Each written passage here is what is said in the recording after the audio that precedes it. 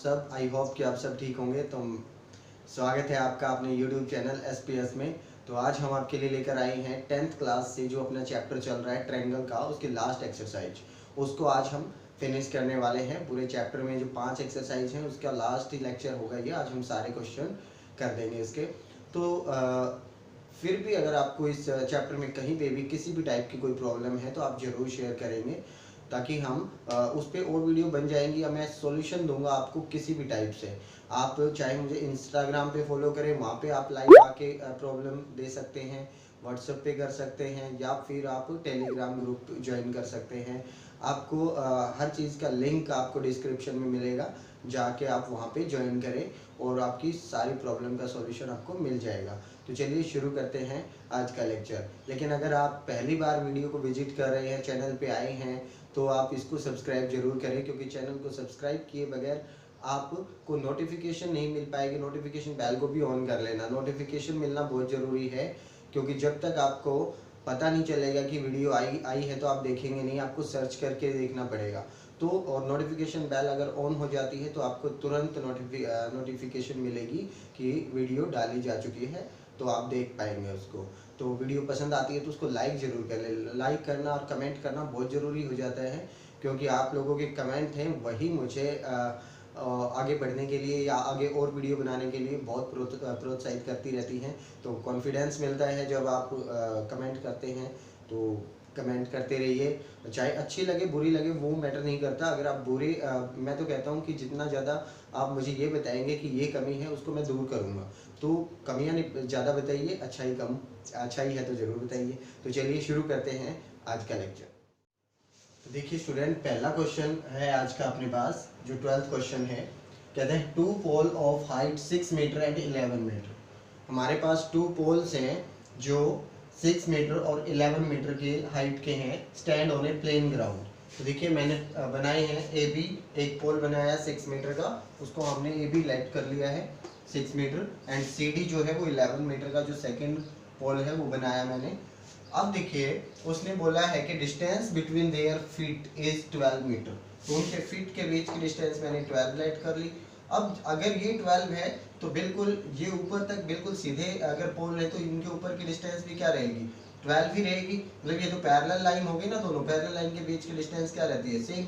अब वैसे ही अगर ये 6 है तो इसके बिल्कुल पैरेलल अगर पॉइंट खींचा जाए तो ये भी कितना रहेगा, 6। अब ये टोटल अगर 11 है तो उसमें से 6 ये माइनस करने के बाद ऊपर कितनी बची, 5। अब ये क्यों ली है, क्योंकि मुझे डिस्टेंस निकालनी है, find the distance of their tops. मतलब इसका टॉप A है और इसका टॉप C है, तो A और C निकालना है AC की डिस्टेंस।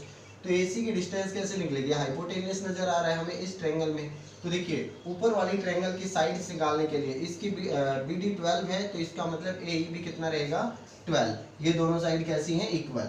वैसे ही आपके पास मुझे चाहिए CE कैसे मिलेगा, CD में से अगर मैं DE माइनस करूँ तो मुझे CE मिल जाएगा। तो देखिए EC की वैल्यू क्या रहेगी, CD माइनस AB लिखा है मैंने, वैसे DE माइनस किया, तो AB और DE तो इक्वल ही है, तो ये भी क्या रहेगा, 6 मीटर रहेगा।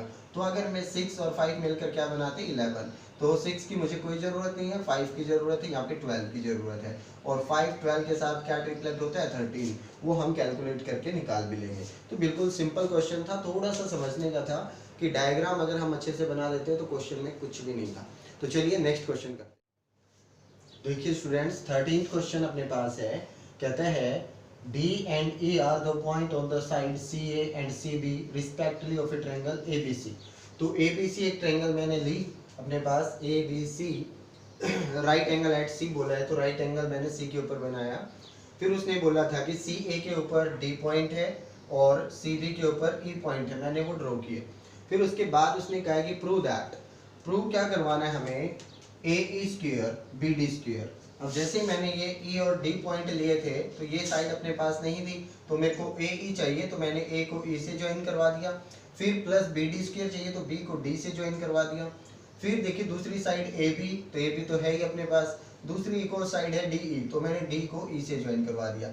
ये तीनों साइड मैंने ज्वाइन करवाई है क्योंकि मुझे रिक्वायरमेंट है क्वेश्चन में। तो देखिए मैंने जब ये ज्वाइन करवाया तो इस टाइप का अपने पास फिगर बन गया है। अब मुझे चाहिए AE, पहली ऐसी साइड जो मुझे चाहिए। देखिए गिवन में आप लिख लेंगे जो दिया हुआ है 2 प्रूव लिख लेंगे। प्रूफ में देखिए पहली ट्रायंगल मुझे वो चाहिए जिससे ए ई मिले, ए ई का स्क्वायर। तो ध्यान से देखिए ए ई कौन सी ट्रायंगल में है, ए ए सी में। राइट एंगल चाहिए क्योंकि स्क्वायरिंग में सब कुछ है, तो हम यही ट्रायंगल लेंगे ए सी ई, और यहाँ से ए ई का स्क्वायर मैंने निकाला, इक्वेशन फर्स्ट बन गई। फिर मुझे चाहिए बी डी, तो ऐसी ट्रायंगल लीजिए जिसमें बी डी आता हो। तो देखिए बी डी इस ट्रायंगल में आता है, तो ये ट्रायंगल मैंने ली आपके पास जो नीचे ट्रायंगल है। तो इस ट्रायंगल के अकॉर्डिंग अगर मैं बी डी देखूँ तो हाइपोटेनियस है बी डी, ए ए भी हाइपोटेनियस था, मतलब इस 90 डिग्री से ये तीनों चारों साइड क्या बन गई है, हाइपोटेनियस बन गई है। तो इन चारों साइड को ही निकालना है। तो ध्यान से देखिए मैंने बी डी निकाला, बी डी का वैल्यू ये आ गया अपने पास। अब मैंने तीसरी साइड क्या निकालनी है, ए बी। तो ए बी मुझे कौन सी ट्रायंगल दे रही है, बड़ी वाली ट्रायंगल। तो ए सी बी मैंने ट्रायंगल ली, इसमें से ए बी का स्क्वायर क्या आएगा, ये। तो चारों ट्रायंगल में फिर मैंने छोटी ट्रायंगल जिसमें मुझे डी ई का स्क्वायर चाहिए, तो ये छोटे वाली ट्रायंगल जो है वो ली मैंने। चारों ट्रायंगल ले करके मैंने वो चारों साइड निकाली जो मुझे रिक्वायरमेंट है। अब ध्यान से देखिए आप इन दो दो को जोड़ के प्रूव करवा दो, या फिर आप दो साइड को जोड़ दीजिए, दो साइड को दो इक्वेशंस को, सॉरी, तो दो इक्वेशन को अगर मैंने ऐड किया, इक्वेशन फर्स्ट एंड सेकंड, तो ये आया अपने पास। अब यहाँ से ए सी और बी सी, ध्यान से देखिए ए सी और बी सी, ए सी स्क्वायर और बी सी स्क्वायर किसके इक्वल है, ए बी स्क्वायर। तो उसकी जगह मैंने क्या लिख दिया, ए बी स्क्वायर। दूसरी जो साइड बची सी डी और सी ई, ये वाली, ये हमें क्या देती है, सी ई और सी डी, डी स्क्वायर। तो इसकी जगह मैंने क्या लिख दिया, डी स्क्वायर। तो हमारे पास प्रूव हो गया जो हमें रिक्वायरमेंट थी। तो बिल्कुल सिंपल से क्वेश्चन है, आपको क्लियरली दिखेगा ही कि आपको करना क्या क्या है। क्वेश्चन में देखिए क्लियरली लिख रखा है सी ए सी बी पर पॉइंट है, मैंने ड्रॉ किए। फिर जो प्रूव करवाना है वो अपनी साइड बना लीजिए, कहाँ कहाँ बनती है, और फिर उसके अकॉर्डिंग ट्रायंगल लेके हम प्रूव कर देंगे। तो चलिए नेक्स्ट स्टूडेंट 14th क्वेश्चन अपने पास कहते हैं perpendicular from A on side B C of a triangle A B C. मेरे पास कोई ट्रायंगल है ए बी सी, मैंने बनाई, ए से परपेंडिकुलर डाला गया है बी सी के ऊपर जो उसको डी पर इंटरसेक्ट करता है, ऐसा हमें गिवन है। तो ये मैंने इसमें ड्रॉ कर लिया है। देखिए सच दैट, उसके बाद में कंडीशन दी है कि B D is equal to 3CD। It means जो बी डी है वो 3CD के इक्वल है। मीन्स सी डी को अगर मैं 3 से गुणा करूँ तब बी डी के इक्वल आए। तो ऐसी कुछ कंडीशन हमें दे दी, लेकिन ये परपेंडिकुलर है तो ऑब्वियस सी बात है ये दोनों कैसी ट्रायंगल है, राइट एंगल ट्रायंगल है। जब मैंने ए डी सी ट्रायंगल ली, अब देखिए प्रूव क्या करवाना है मुझे, प्रूव ये करवाना है 2AB square 2AC square 2BC sorry BC square. तो देखिए AB AC और BC, मुझे ये साइड चाहिए AC AB और ये पूरी BC, मतलब ये छोटी जो ट्रायंगल है इनकी कोई रिक्वायरमेंट नहीं है। तो पहले ही मैंने क्या किया, BD और CD की मुझे कोई रिक्वायरमेंट नहीं है, तो इसको मुझे कन्वर्ट करना है इन साइड्स के रूप में।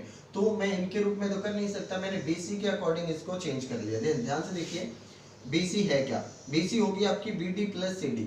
तो BD की जगह पे मैंने 3CD रखा जो इसकी वैल्यू दे रखी थी। 3CD और 1CD मिलकर कितना बन गया, 4CD। तो BC अगर 4CD के इक्वल है तो CD कितना आएगा, 4 नीचे आएगा, BC upon 4। It mean CD की वैल्यू आ चुकी है। अब इस CD की वैल्यू अगर मैं यहाँ पे उठा के रख दूँ तो BD की वैल्यू भी तो आ गई है। ध्यान से देखिए 3 और BC/4 रखा तो BD की वैल्यू भी क्या आ गई मेरे पास, BC की फॉर्म में आ गई ना। BC की फॉर्म में BD भी आ गया, BC की फॉर्म में CD भी आ गया।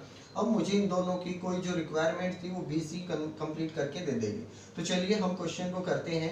तो हमारे पास ये राइट एंगल ट्रायंगल है, ये राइट एंगल ट्रायंगल है। तो मैंने बारी बारी से दोनों राइट एंगल ट्रायंगल ली।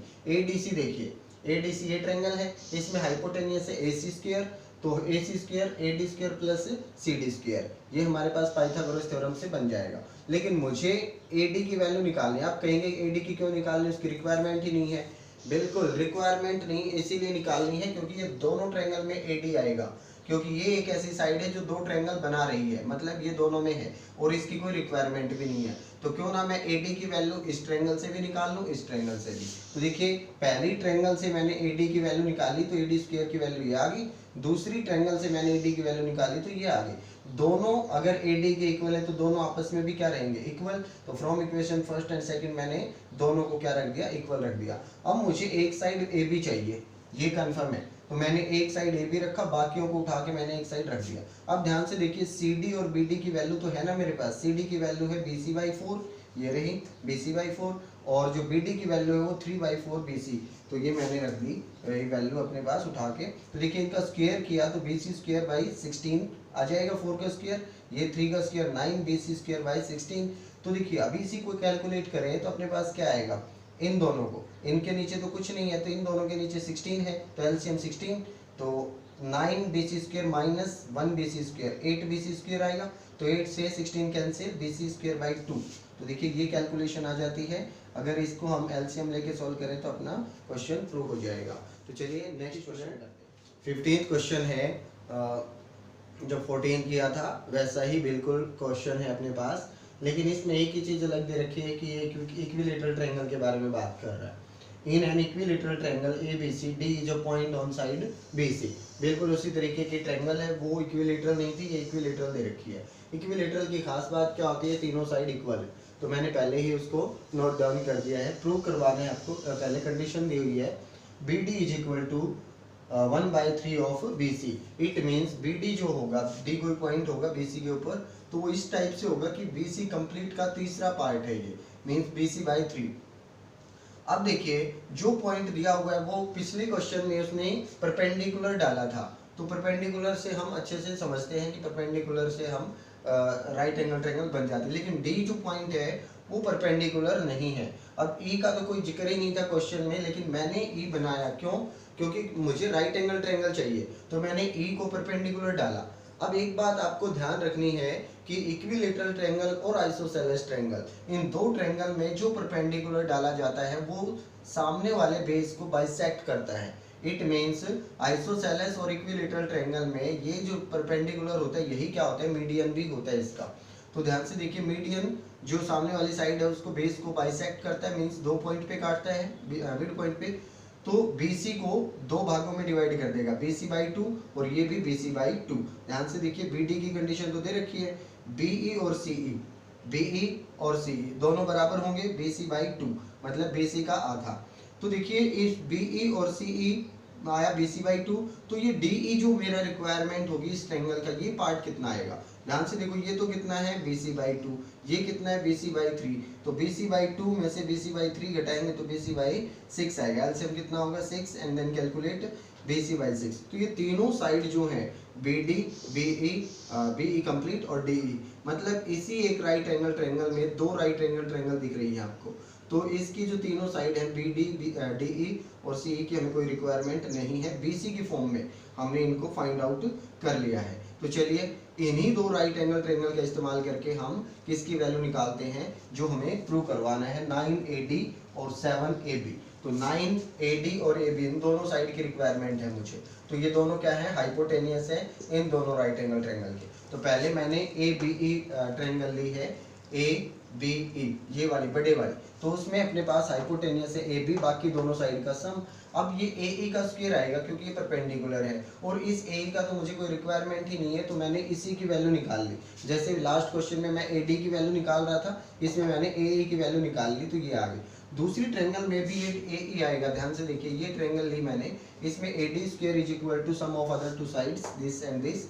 तो ये हमारे पास पाइथागोरस है, तो इसमें से हमारे पास AE की वैल्यू फिर से आएगी, तो मैंने दोनों से AE की वैल्यू निकाल ली।